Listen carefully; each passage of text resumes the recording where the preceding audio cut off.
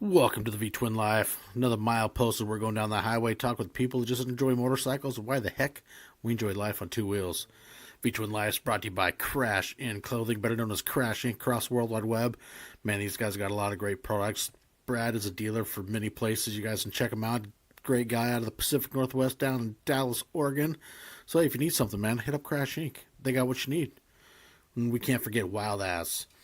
Tell you what, I'm a commercial truck driver, and these Wild Ass cushions are made for more than just motorcycles. Anywhere you're going to plant your tush, dude, get a Wild Ass under it. Make yourself comfortable. You can't forget Custom Dynamics.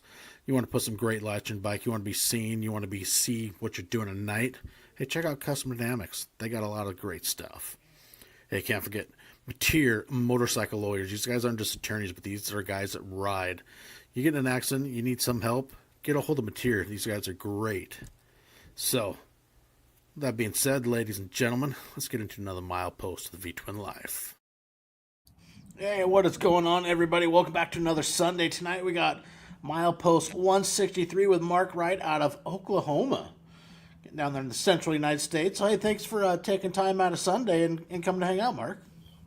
Hey, thanks for having me on. I've watched the show for a while, and so whenever you reached out to me, I was really excited, and then found out it was live, and I was like, man, I don't know. If I say something stupid, it's there forever. It's all part of the fun, That's why we enjoy it so much. And Yeah, plus, that's cool. You get the people tuning in. Also, a lot of things fun is it also can come up with great questions, and I don't know, it just adds another level of good times to it. So, but let's kind of dive in. It's like I always like to. How'd you get into motorcycles? Where did it all start? all right. Well, like most great things, it's hereditary. My granddad rode forever. Absolutely, you know, grew up seeing motorcycles everywhere and just had a love for them. Didn't actually start riding till much later in life. Whenever I was in the army, is whenever I started riding. I spent 6 months in Bosnia, cruising around, bouncing around up in the turret of a Humvee, and then whenever we got back, had a little bit of money in my pocket, and some of the other guys in the barracks, they went out and got new Sportsters and riding and stuff, and I was like, man, I want some of that. So I didn't jump out and buy a Sportster. I bought a little '81 Yamaha SR250 off one of the guys that did buy the Sportster. So start, so started off on that. I rode it for you know just a few months and decided that I was pretty well done with the little 250 and stepped up. Got a '99 Suzuki Savage, little one Oh yeah. lunger 650. Tons of fun, lots of torque, but man, it topped out about 70 mile an hour. Didn't matter, uphill, downhill. Uh, that was all. That was all she was going to give you, And but I put a lot of miles on that bike. I was still in the army at the time, and every time we had a day off, I was down at Fort Hood at the time, so we'd ride back roads down to Burnett to Lake Buchanan, play around down there.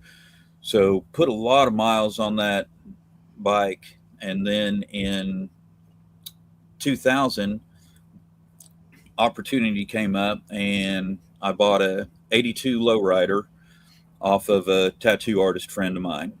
So that's where I cut my teeth into the Harleys with an old shovel head, which I still have it. Love that bike. Really familiar with it. It's been around for a while. It's down Oh right yeah. now, doing the engine in it. Uh, you know, but the last engine that I built in it lasted about 16 years before I killed it. So That's hopefully pretty this good. one will, yeah, hopefully this round will be good as well. Really, really doing it upright this time.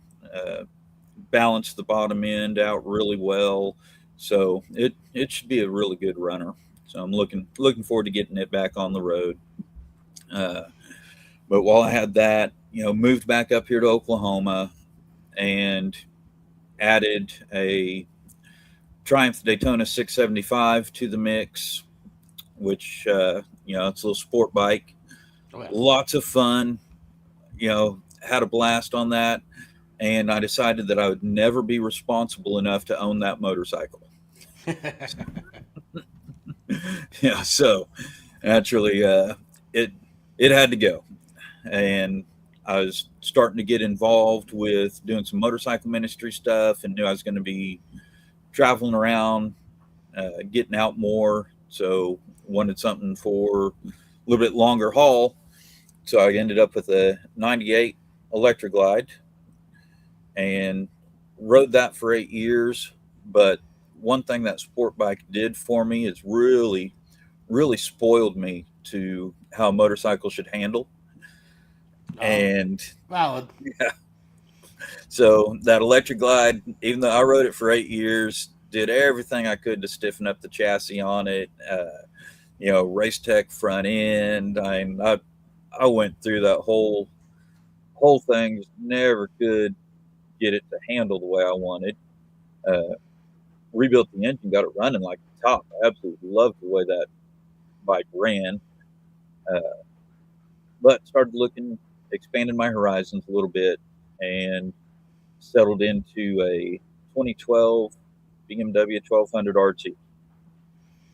So, Hey, you come to long distance and touring. I mean, honestly, when it comes to BMW, I mean they are tried and true and proven that they're gonna go the distance for sure. yeah. And that bike was absolutely great. I was a little nervous stepping into it because uh, right after I got out of the Army, I worked at an aftermarket Harley shop for 5 years before moving back up to Oklahoma.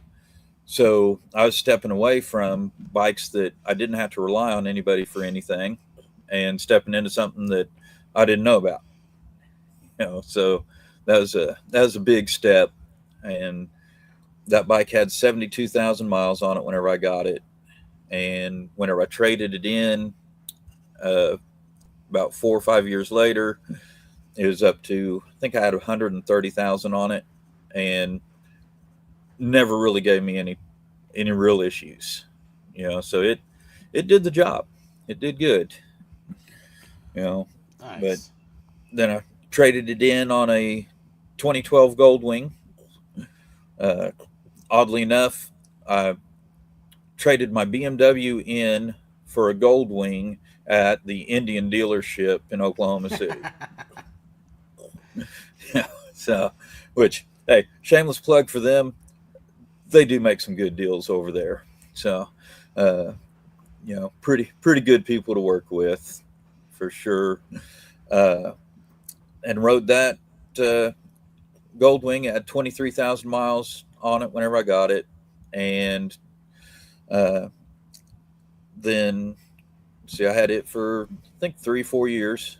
And then over December of this last year, I rolled over 100,000 miles on it. Dang. Yeah, uh, and like I say, it was a Goldwing, so it never did anything. I just changed the oil and it went. So Change oil, put fuel in, and keep going. yeah, yeah, you know.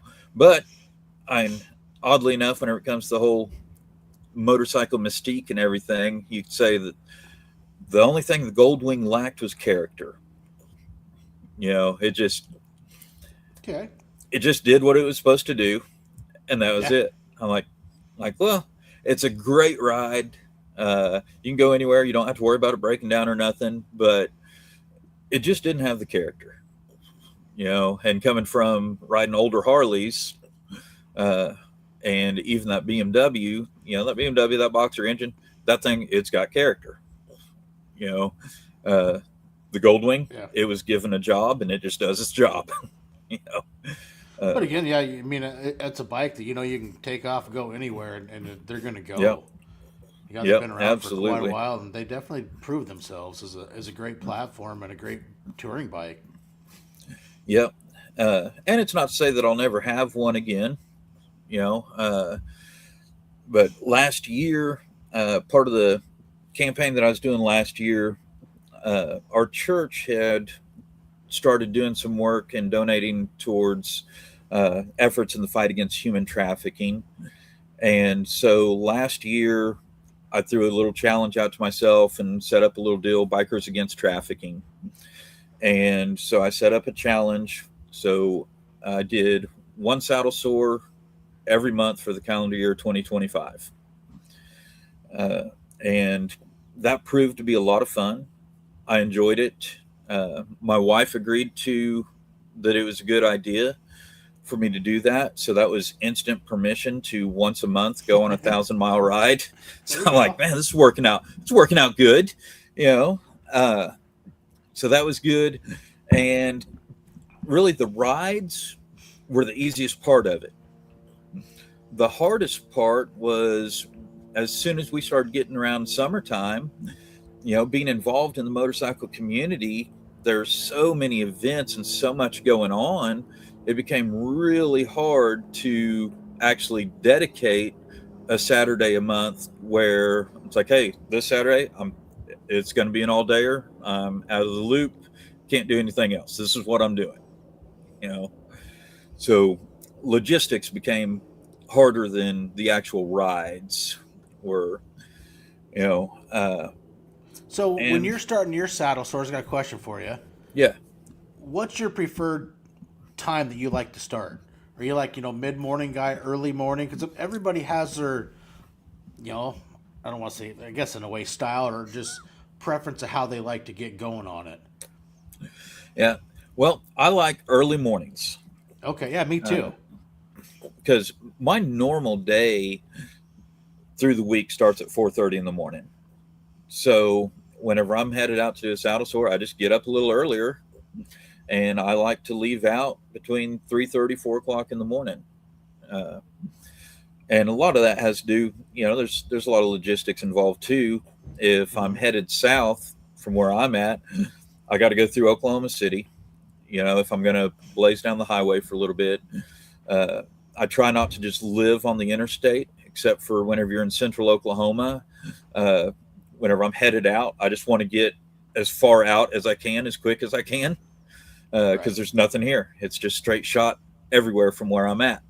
So I usually start off most of my iron butts on the interstate and leaving out early in the morning. There's no traffic whenever I hit Oklahoma City, and going down further south, by the time I hit Fort Worth area, morning traffic is usually cleared out by then. So it really just makes the timing work out good for the major cities that I'll hit whenever I'm headed out. Okay, yeah.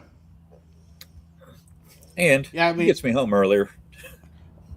I do the same thing. I prefer to start early, and also the part of my reasons, like depending where I'm going, like if I'm going to head up to some unfamiliar areas, I would rather try to be going in those areas during daylight hours as one of my other reasons, just depending where I'm going to route myself or whatnot. And where I live, there's only one road in the Olympic Peninsula, one way out, so it's like I know these roads like the back of my hand. It's like I'll take on all the roads all around here that I already know in the dark with no big deal. And I prefer to venture in different areas when I got a lot of light. It's just nice. Yeah, I like a lot of light. So that's one thing I run on the bike, plenty of auxiliary lighting. Yep, me too. I've never heard anybody come back and say, my lights are just too good. Yeah, got a point. Never heard that. I've heard people complain about not being able to see well enough, but I've never heard anybody complain about having too much light at night. Yeah. I thought I had enough light one time, then I was riding with a couple of Hoka Hay veterans, and all of a sudden we're going through the middle of Montana at midnight, and they hit their denali's. It's like I didn't even have any, my headlights and my first set of auxiliary lights weren't nothing. Like, okay, just got an education here, learning experience. I need more. Yeah. So whenever I bought the BMW, it had the clear waters on it. Mm-hmm. And I ran it on the BMW, and I decided right then and there, I'm like, okay, whenever I sell this bike, these lights are not going with it. So I pulled them off, and they were on the Goldwing as well. And yeah, I'm like you. I thought that those were really good lights right up until I got introduced to a Denali. And I was like, oh, wow, that's what light looks like. I mean, I know a fair amount of people that are running clear waters. I mean, and then, I know guys with Denali's. Mine are called Co-Light, and I'm really impressed, and they do well. And it's just, I think it comes down to anything. It's, what's your budget? Because Yeah. none of this stuff is cheap at all. And and I'm not saying anybody's is better than anybody else. It's just some stuff it's freaking expensive. But yeah, it's nice. Don't get me Yeah. wrong. I think the main thing with the Clearwaters that I've got, and which whenever I traded in whenever I sold my Goldwing, I took them off of it. So I still have those as well. Uh, but they've got to be at least 12 years old. Hmm. So they probably are not as bright as day one, and it's older generation LEDs, and that stuff has changed quite a bit. So Yeah, yeah, technology. definitely not a knock on the Clearwaters, but I do have the Denali D7s now, and I Those are really like nice. them. I like them a lot. Yeah, You buddy know, Frankie and a couple other guys, they got the D7 Pros last year, and those are yeah, impressive. yeah, yeah. That's what I'm running. I like them. Uh, so they're on the new bike. So just this past February, on a 2023 Road Glide now. So I'm back in the Harley game. Back in the Shark Nation, as I like to call it. Yeah, yeah. Well, and a big part of that is several years ago I got introduced to the Hoka, and so whenever I learned about that and I followed the trackers and read everything I could find about it, I'm like, that's freaking awesome. That's legit. I want to get in on some of that. And at the time, I was still on the BMW, and I had my old shovel head. And I'm like, I'm not really set up for the okay.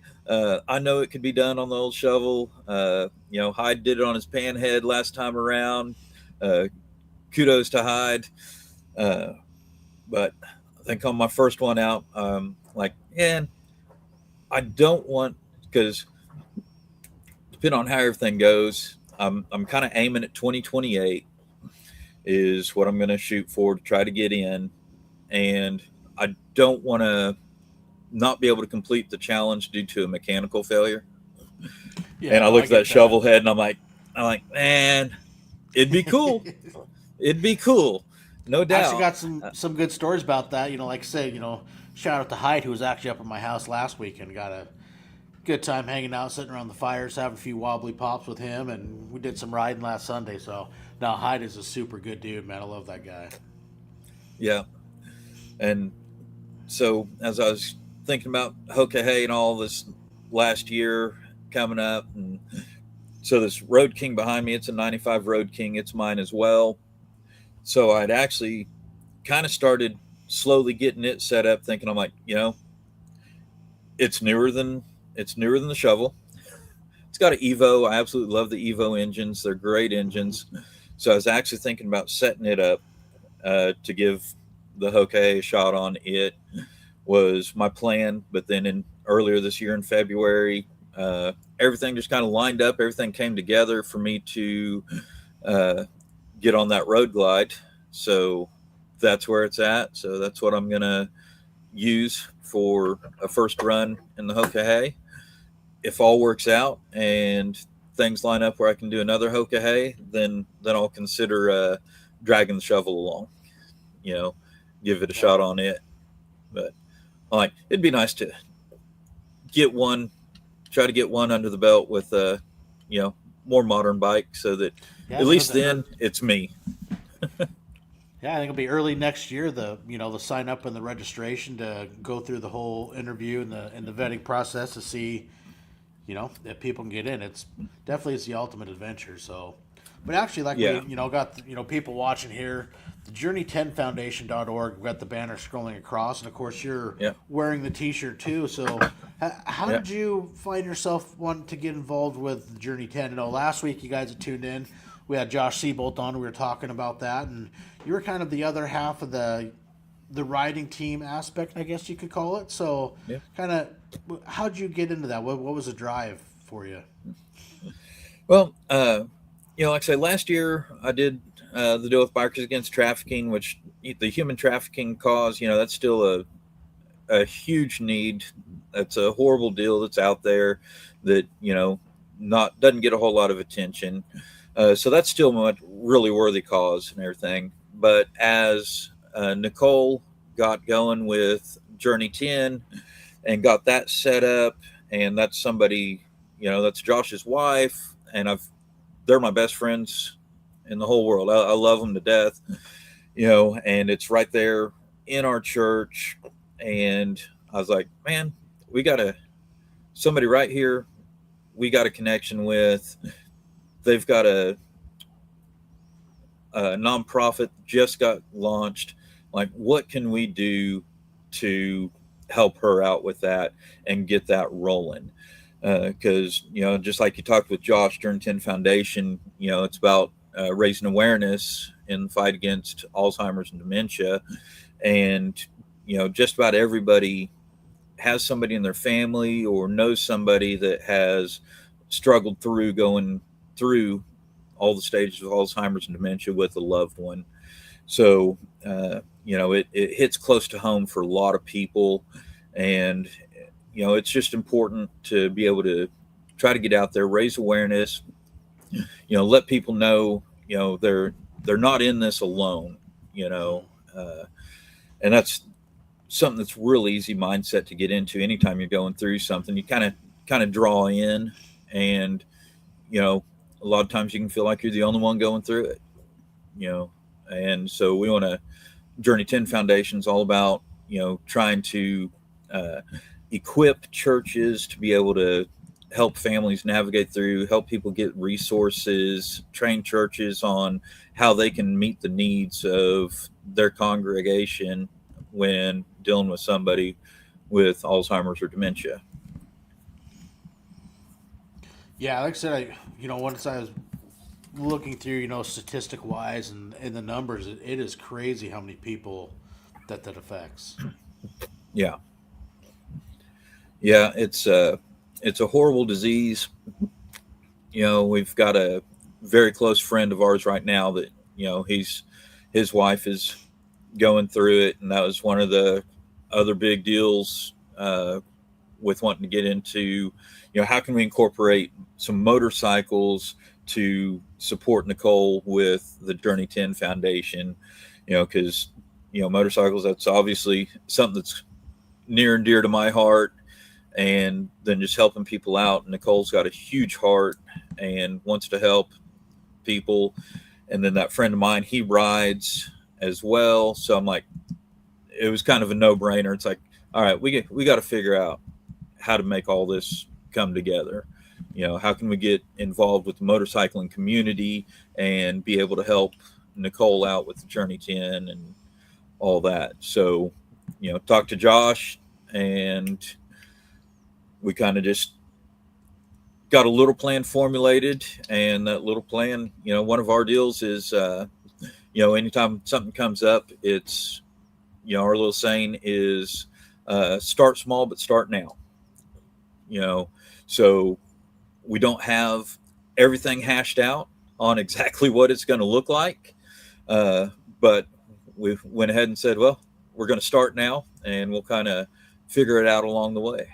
You know, I think anything like that. I mean, you definitely it's like you got to figure things out, and you just take it as a learning curve. So, well, hey, let's try this, and as you go, I think you figure little things out, little tips, or you meet somebody else. You're talking with whether it's another foundation or organization, and you kind of get little ideas from them, and it's a learning curve. I don't think anybody when they start something like this knows exactly what they want to do, but they just know that they want to help and do something to make a difference. And no, I think what you guys going on is super cool, and it's amazing to see the support of so many people say within the biker community some of the most grateful and supportive individuals there are, and it's I like to agree with them. I think it's 100% true. And then I got turned on, found Josh and yourself and seeing what you guys are starting and getting things going, and say, hey, this is right in my alley. A couple guys, I'd love to hear the stories and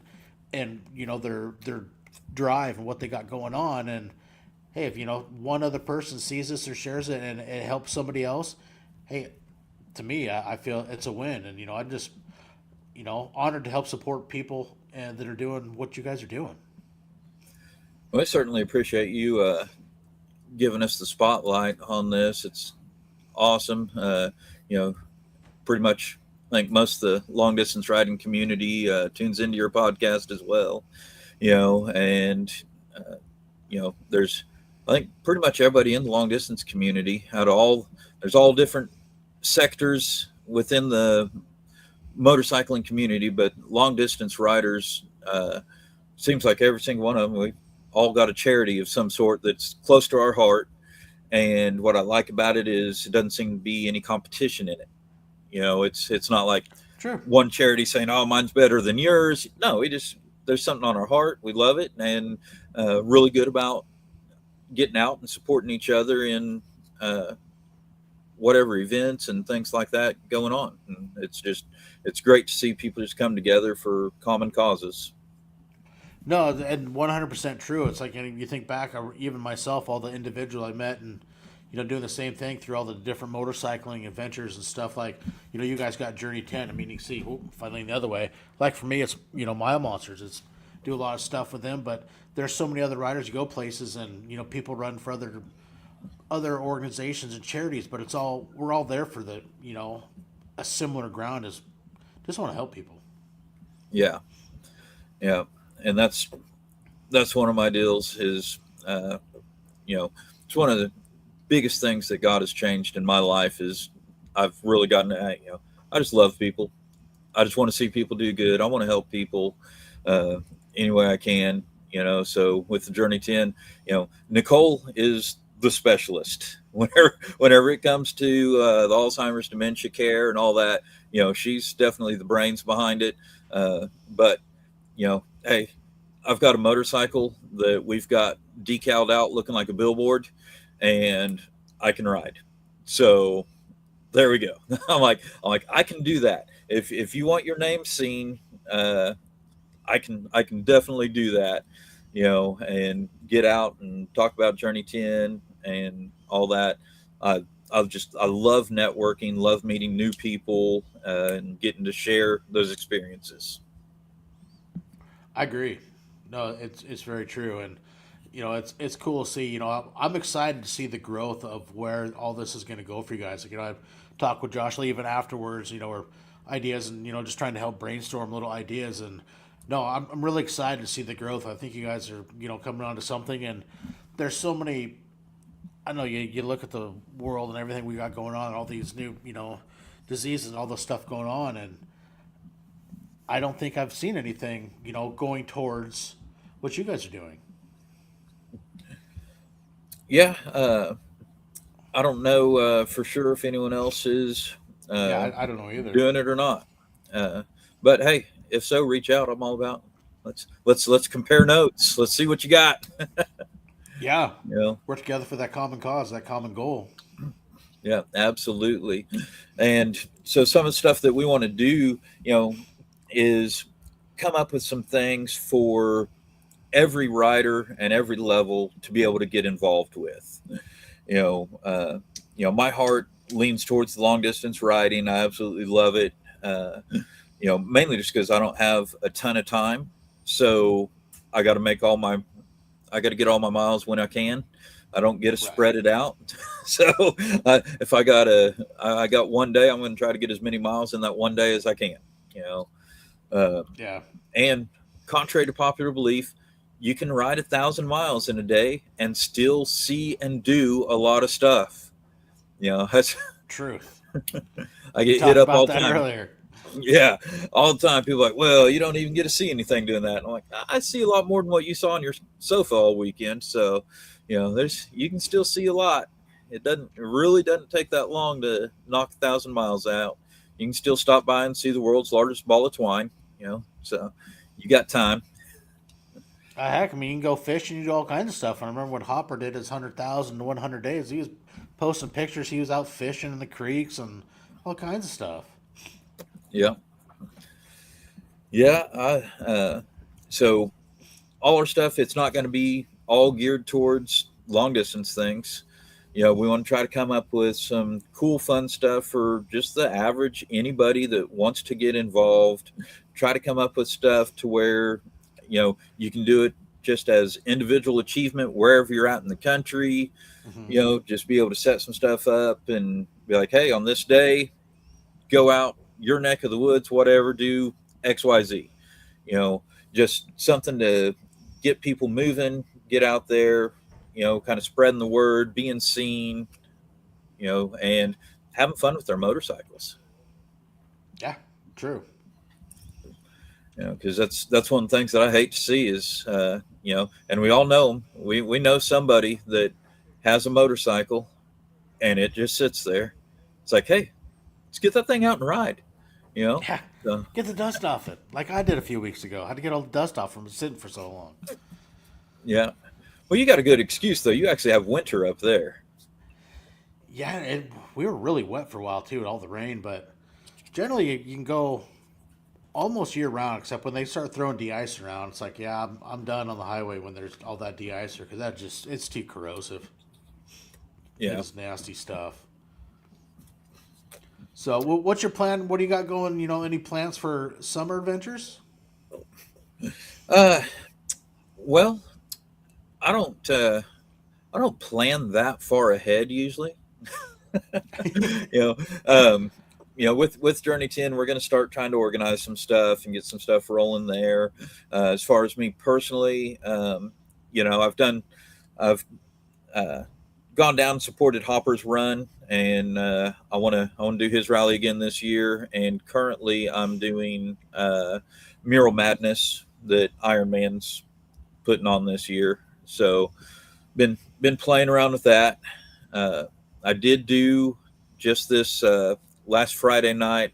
I took off and did a saddle sore, and that was my little inaugural launch into my support for Journey 10 Foundation.